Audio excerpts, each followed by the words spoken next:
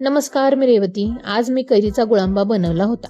सर्व आई वर्गाला पडणारा प्रश्न असतो की कधी कधी मुलांच्या डब्याला काय भाजी द्यावी.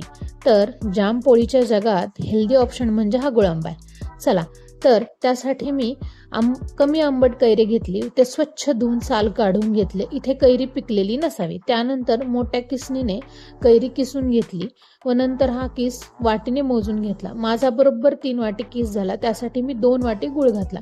इथे तुम्ही गुळ किसून घ्या किंवा माझ्यासारखा पावडर गुळ देखील वापरू शकता. गुळाच्या गोडीप्रमाणे गुळ कमी जास्त लागू शकतो.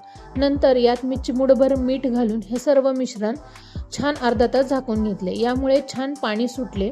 त्यामुळे आपला गुळांबा रसरशीत होतो. नंतर हे सर्व शिजून घ्या. शिजत असताना यात लवंग, दालचिनी घाला. त्याचसोबत आवडत असेल तर वेलदोडे पूड देखील घालू शकता. आता गुळांबा झाला हे कसं ओळखायचं, तर कैरी इथे जरा पारदर्शक होते किंवा सॉफ्ट होते.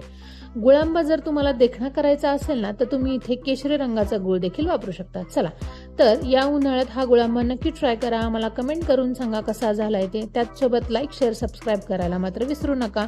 आणि हा व्हिडिओ जर तुम्ही इन्स्टा पेजवर पाहत असाल तर लाईक, फॉलो करायला मात्र विसरू नका. बाय.